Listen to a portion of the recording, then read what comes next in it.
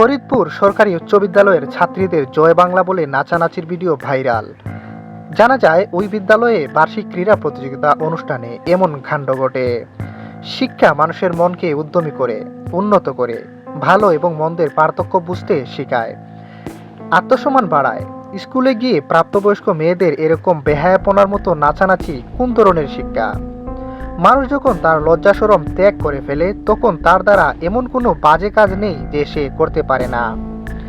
মেয়েদের এমন উশৃঙ্খল নাচানাচি দেখে এটা একটা স্কুল ক্যাম্পাস বলে মোটেও মনে হচ্ছিল না। মনে হচ্ছিল যেন এটা একটা ডিজে ক্লাব। 21 সেকেন্ডের ওই ভিডিও ক্লিপটি ফেসবুকে দেওয়ার সাথে সাথেই মুহূর্তেই ভাইরাল হয়ে যায়।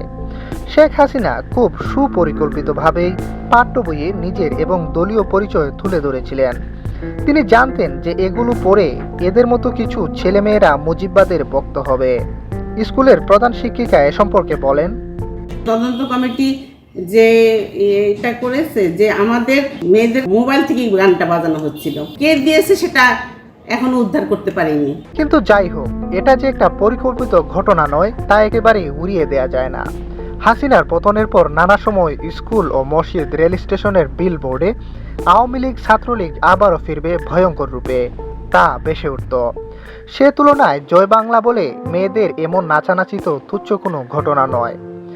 ফেসিবাদ তাদের দূষরদের নিয়ে নানাভাবে ফেরত আসার চেষ্টা করছে, নানাভাবে উকিঝুঁকি মারছে।